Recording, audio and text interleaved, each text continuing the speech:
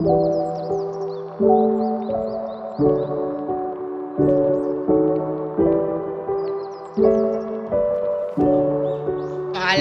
warahmatullahi wabarakatuh.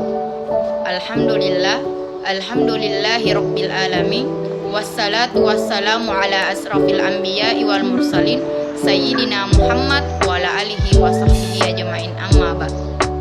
Baik, pada kesempatan ini saya akan memaparkan materi dengan tema pentingnya decision support system dalam menentukan kebijakan. Sebelum itu, saya akan memperkenalkan diri terlebih dahulu. Baik, perkenalkan, nama saya Mirnayani R, NPM 091058042155. Saya dari kelas B semester 2 jurusan Administrasi Publik, Fakultas Ilmu Sosial dan Politik Universitas Muhammadiyah Sedenten Rapang.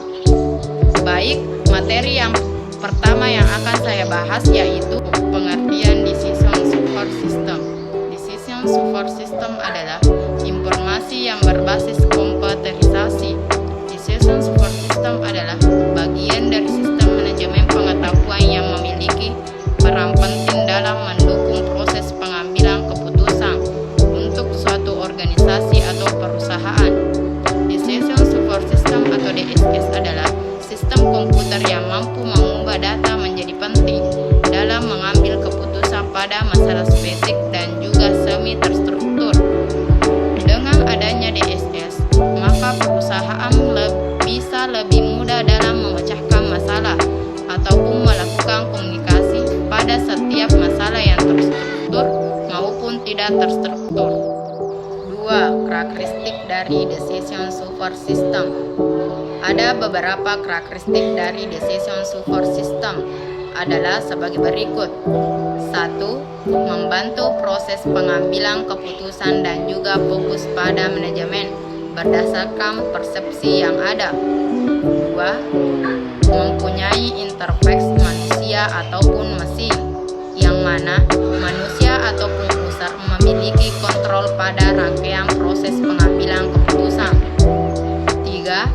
Mendukung berbagai proses pengambilan keputusan pada pembahasan masalah yang lebih terstruktur, tidak terstruktur, ataupun yang semi terstruktur. 4. Memiliki berbagai subsistem yang terintegrasi dengan sedemikian rupa dan bisa berfungsi dalam suatu kesatuan sistem yang andal. Membutuhkan struktur data yang lebih komprehensif dan mampu memenuhi keperluan informasi untuk semua tingkatan manajemen, perusahaan, ataupun organisasi. Itulah beberapa karakteristik decision support system. 3. Tahapan dalam decision support system. Dalam membantu proses pengambilan keputusan, terdapat beberapa tahap atau fase yang dilakukan oleh decision support system, yaitu 1. Fase inteligensi. Kegiatan yang dicakup umumnya akan menekan pada identifikasi situasi dan juga peluang serta masalah yang ada. Inteligensi pada pengambilan keputusan ini terdiri dari pemberdayaan lingkungan baik secara terus-menerus ataupun secara intermitan. Beberapa kegiatan yang tergolong dalam tahapan inteligensi ini adalah mengidentifikasi masalah atau peluang, klasifikasi masalah, dan juga kepemilikan suatu masalah. 2. Fase desain. Fase desain adalah proses penemuan atau pengembangan serta menganalisis tindakan yang memang harus dilakukan. Dalam fase ini terdapat pemahaman pada masalah dan juga menguji solusi yang memang menjanjikan. Beberapa contoh dari kegiatan fase desain ini adalah memilih suatu prinsip pilihan, menghasilkan ataupun mengembangkan pilihan, dan juga menghitung seluruh hasil akhirnya. 3. Fase pilihan. Fase pilihan adalah suatu kegiatan dalam mengambil keputusan secara lebih kritis. Dalam tahapan ini, perusahaan ataupun organisasi akan membuat suatu keputusan yang nyata dan juga mengambil komitmen guna mengikuti tindakan tertentu. Fase pilihan ini mencakup evaluasi, pencarian dan juga rekomendasi pada solusi yang lebih sesuai untuk model. Solusi untuk model ini adalah berbagai kumpulan yang spesifik bagi sejumlah variabel keputusan pada suatu alternatif yang memang sudah terpilih. Dan terakhir, fase implementasi. Fase implementasi adalah inisiasi pada pengendalian perubahan perusahaan. Fase implementasi ini akan terasa sedikit sulit untuk didefinisikan karena memiliki rangkaian proses yang panjang dan juga melibatkan berbagai batasan yang sangat tidak jelas. Yang pasti, pada fase implementasi ini dilakukan agar bisa memastikan solusi yang sudah dipilih dan direkomendasikan bisa bekerja dengan baik tanpa memerlukan implementasi dari suatu sistem komputer. Batasan yang terdapat pada fase pilihan dan juga fase desain kerap kali tidak terlihat karena kegiatan tertentu bisa dilakukan secara bersamaan. Di dalam kedua fase ini juga pengambilan keputusan seringkali beralih kembali kepada desain saat sudah berada di pasar pilihan. Contohnya adalah ketika saat alternatif baru bisa dibuka, saat seseorang sudah melakukan evaluasi alternatif lain yang sebelumnya memang sudah tersedia. 4. Komponen yang ada pada decision support system. Sebagai suatu alat untuk membantu memecahkan suatu masalah, beberapa komponen yang dimiliki oleh decision support system adalah sebagai berikut. Yang pertama, data management. Data ini mencakup database yang berisi data relevan untuk beragam kondisi dan situasi. Database pada komponen ini sudah diatur oleh suatu software atau perangkat lunak yang dikenal dengan istilah database management system. Model management. Model ini melibatkan finansial model, manajemen sains statistikal, dan berbagai model kualitatif lainnya. Untuk itu, dengan adanya komponen ini, maka decision support system bisa memberikan suatu kemampuan analis pada sistem serta kebutuhan manajemen pada suatu software. Yang ketiga, communication.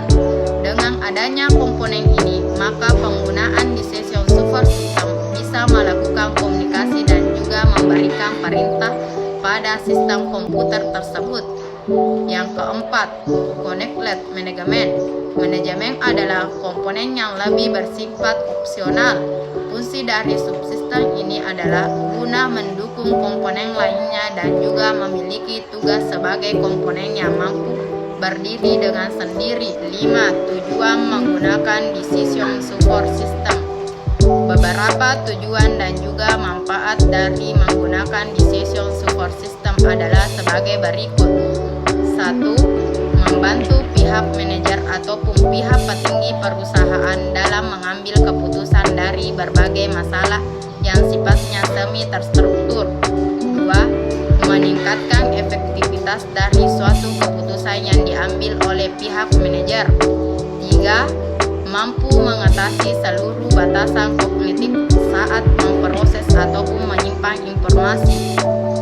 Jadi, berbagai manfaat tersebut adalah tujuan perusahaan atau organisasi dalam menggunakan decision support system dalam pengambilan keputusan. 6. Jenis decision support system dan kebutuhan informasinya. Jenis decision support system berdasarkan penjelasan di atas, terdapat 3 jenis decision support system yang bisa mengambil keputusannya. Yang pertama, decision support system untuk keputusan bersifat terstruktur.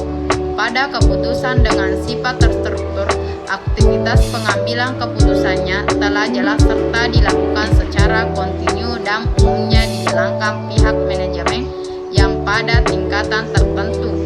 Karenanya, diperlukan informasi lebih spesifik, terjadwal, sempit, serta real time terkait detail internal dan interaktifnya pada penggunaan DSS ini.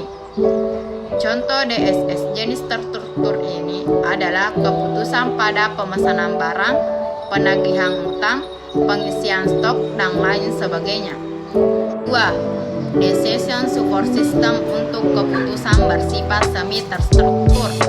pada decision jenis semi terstruktur, sebagian keputusan ditentukan oleh komputer, sedangkan sebagian lainnya didasarkan oleh pertimbangan pihak yang mengambil keputusan. Oleh karena itu, kebutuhan hukum informasi pada keputusan ini antara lain data lebih terfokus, real time, interaktif, internal, serta terjadwal. Contoh decision support system ini adalah mengevaluasi kredit, pengendalian stok baru, dan penjadwalan aktivitas produksi.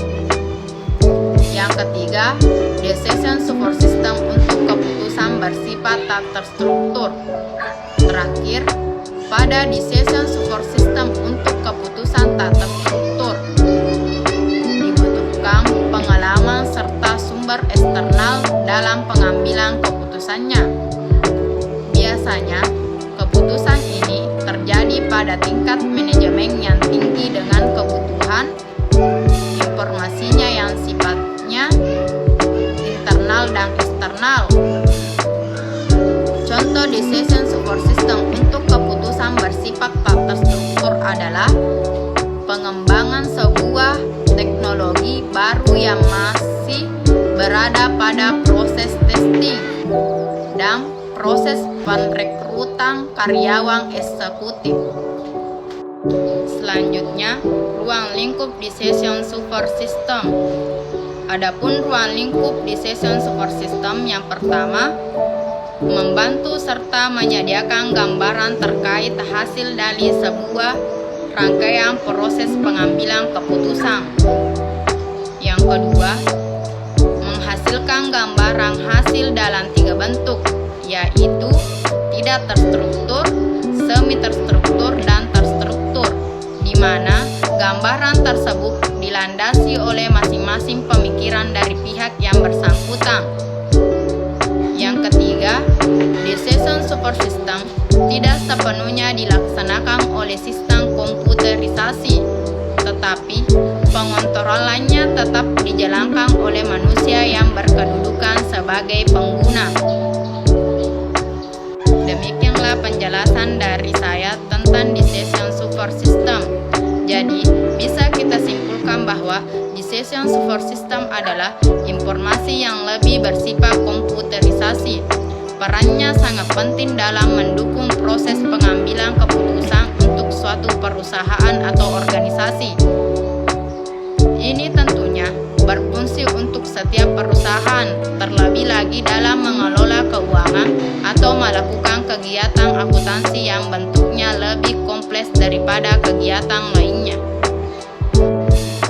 Cukup sekian materi yang telah saya paparkan, lebih dan kurangnya mohon dimaafkan. Semoga bermanfaat bagi kita semua, terutama bagi diri saya sendiri. Billahi fi sabilil haq fastabiqul khairat. Wassalamualaikum warahmatullahi wabarakatuh.